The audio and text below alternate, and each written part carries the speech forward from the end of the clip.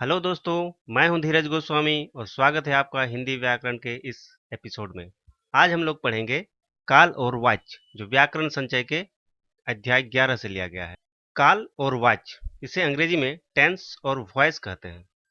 क्रिया का वह रूप जिससे उसके होने के समय का बोध हो, काल कहलाता है। कैलेंडर में दिए गए दिन और तारीखें भी समय की ही जानकारी देते हैं। प्रत्येक काम या घटना का अपना एक खास समय होता है। पढ़िए और समझिए। आज शहर में हड़ताल है। पूजा सुबह पाठशाला गई। गाड़ी 5 बजे आएगी। उपयुक्त वाक्यों में आज, सुबह और 5 बजे ये शब्द समय बताने वाले हैं, जबकि है, गई तथा आएगी ये क्रिया रूप क्रिया होने का समय या काल बताते हैं। काल के भेद। काल के 3 भेद होते हैं। पहला वर्तमान काल, दूसरा भूतकाल और तीसरा भविष्यत काल। आइए देखते हैं पहले वर्तमान काल। क्रिया के जिस रूप से यह बोध हो कि कार्य हो रहा है, उसे वर्तमान काल कहते हैं। वर्तमान काल के निम्नलिखित 3 भेद होते हैं। पहला सामान्य वर्तमान काल, दूसरा अपूर्ण वर्तमान काल और तीसरा संदिग्ध वर्तमान काल। सामान्य वर्तमान काल देखते हैं। क्रिया के जिस रूप से कार्य की वर्तमान में सामान्य प्रवृत्ति या स्थिति का बोध होता है, उसे सामान्य वर्तमान काल कहते हैं। जैसे किसान खेत में काम करता है, भिखारी भीख मांगता है। अब देखते हैं अपूर्ण वर्तमान काल। तो क्रिया के जिस रूप से कार्य के वर्तमान में चलते रहने का बोध होता है, उसे अपूर्ण वर्तमान काल कहते हैं। जैसे किसान खेत में काम कर रहा है, भिखारी भीख मांग रहा है। इसमें काम अभी पूरा नहीं हुआ है, वो कंटिन्यू चल रहा है, इसलिए इसे अपूर्ण वर्तमान काल कहते हैं। तीसरा संदिग्ध वर्तमान काल। क्रिया के जिस रूप से कार्य के होने में संदेह का आभास हो, उसे संदिग्ध वर्तमान काल कहते हैं। जैसे किसान खेत में काम कर रहा होगा, भिखारी भीख मांग रहा होगा। इसमें संदेह है, इसलिए ये संदिग्ध वर्तमान काल है। दूसरा भूतकाल। तो क्रिया के जिस रूप से यह बोध हो कि कार्य बीते समय में पूर्ण हो चुका है, उसे भूतकाल कहते हैं। इस प्रकार भूतकाल का अर्थ हुआ बीता हुआ समय। भूतकाल के अग्रलिखित 6 भेद होते हैं। पहला सामान्य भूतकाल, दूसरा आसन्न भूतकाल, तीसरा पूर्ण भूतकाल, चौथा अपूर्ण भूतकाल, पांचवा संदिग्ध भूतकाल और छठा हेतु हेतु मद भूतकाल। पहला देखते हैं सामान्य भूतकाल।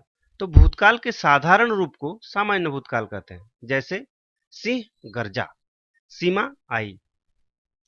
आसन्न भूतकाल। क्रिया के जिस रूप से यह पता चले कि कार्य भूतकाल में अभी अभी पूरा हुआ है, उसे आसन्न भूतकाल कहते हैं। जैसे शांति ने पुस्तक पढ़ ली है, हिरन वन में भाग गया है। तीसरा पूर्ण भूतकाल। जब क्रिया भूतकाल में काफी समय पहले पूर्ण हो चुकी हो, उसे पूर्ण भूतकाल कहते हैं। जैसे मोती घर जा चुका था, सीता 9 बजे सो चुकी थी। घ अपूर्ण भूतकाल। तो क्रिया के जिस रूप से यह पता चले कि क्रिया बीते हुए समय में हो रही थी और पूर्ण नहीं हुई थी, उसे अपूर्ण भूतकाल कहते हैं। जैसे सिंह गुफा में सो रहा था, पक्षी आकाश में उड़ रहा था। पांचवा संदिग्ध भूतकाल। तो जिस क्रिया से भूतकाल का बोध होता हो लेकिन क्रिया के होने में संदेह हो, वहां संदिग्ध भूतकाल होता है। जैसे मोहन ने पुस्तक पढ़ी होगी, रुचि ने गीता गाया होगा। अब पांचवा हेतु हेतु मद भूतकाल। जहां भूतकाल की एक क्रिया दूसरी क्रिया पर निर्भर होती है, उसे हेतु हेतु मद भूतकाल कहते हैं। जैसे वर्षा होती तो अन्न होता, सर्दी पड़ती तो बर्फ जमती। यहाँ अन्न का होना वर्षा होने पर और बर्फ का जमना सर्दी पड़ने पर निर्भर करता है। अतः ये हेतु हेतु मदभूत काल की क्रियाएं हैं। तीसरा भविष्यत काल। क्रिया के जिस रूप से यह बोध हो कि कार्य आने वाले समय में होगा, उसे भविष्यत काल कहते हैं। भविष्य का अर्थ होता है आगे आने वाला समय। आने वाले समय में होने वाली क्रिया भविष्यत काल क्रिया कहलाती है। भविष्यत काल के निम्नलिखित 3 भेद होते हैं। पहला सामान्य भविष्यत काल, दूसरा संभाव्य भविष्यत काल और तीसरा हेतु हेतु मद भविष्यत काल। देखते हैं पहला भविष्यत काल के साधारण रूप, अर्थात क्रियाओं के जिस रूप से आने वाले समय में कार्य के निश्चित रूप से संपन्न होने का बोध होता है, उसे सामान्य भविष्यत काल कहते हैं। जैसे हम मेला देखने जाएंगे। दूसरा संभाव्य भविष्यत काल। भविष्यत काल की जिस क्रिया में संभावना पाई जाए उसे संभाव्य भविष्यत काल कहते हैं। जैसे शायद शाम को वर्षा हो, तब वह सो रहा होगा। ग हेतु हेतुमत भविष्यत काल। जब भविष्यत काल में संपन्न होने वाली क्रिया के संपन्न होने में कोई कारण निहित हो तो वहां हेतु हेतुमत भविष्यत काल होता है। जैसे आप बुलाओगे तो मैं अवश्य आऊंगा, यदि तुम सुनो तो मैं पढ़ूंगा। अब आते हैं वाच्य। वाच्य क्रिया का वह रूप है जिससे यह बोध हो कि क्रिया का प्रधान विषय कर्ता है, कर्म है अथवा भाव है। इस आधार पर वाच्य के तीन भेद होते हैं। पहला कर्तृवाच्य, दूसरा कर्मवाच्य, तो तीसरा भाववाच्य। देखते हैं पहला कर्तृवाच्य।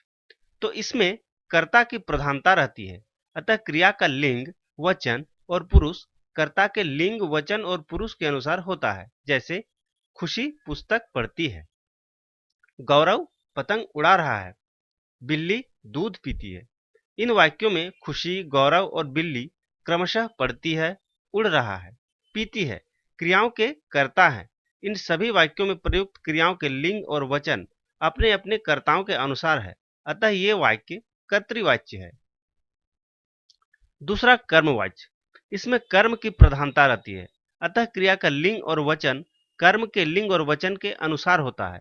इसमें क्रिया सदा सकर्मक पुल्लिंग होती है। जैसे खुशी के द्वारा पुस्तक पढ़ी जाती है, गौरव से पतंग उड़ाई जाती है, बिल्ली से दूध पिया जा रहा है। इन वाक्यों में पढ़ी जाती है, उड़ाई जाती है या पिया जा रहा है, ये सभी क्रियाएं कर्म के लिंग और वचन के अनुसार प्रयोग की गई है, अतः ये कर्मवाच्य है। तीसरा भाववाच्य। इसमें कर्ता या कर्म प्रधान न होकर केवल क्रिया का भाव प्रधान होता है। इसमें क्रिया सदा अकर्मक पुल्लिंग होती है। जैसे खुशी से पढ़ा नहीं जाता, गौरव से उड़ाई नहीं जाती, बिल्ली से पिया नहीं जाता।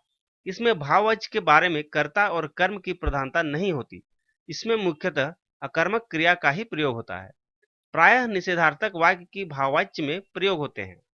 इसमें क्रिया सदा पुल्लिंग, अन्य पुरुष और एक वचन की होती है। अब देखते हैं कर्तृवाच्य से भाववाच्य कैसे बनता है। क्रिया को अन्य पुरुष एक वचन में परिवर्तित कर दिया जाता है। भाववाच्य की क्रिया बहुवचन में कभी नहीं आती, कर्ता के साथ से जोड़ा जाता है। दूसरा, क्रिया को सामान्य भूतकाल अथवा सामान्य भविष्यत काल में बदल दिया जाता है तथा काल के अनुसार जाना क्रिया का रूप जोड़ दिया जाता है।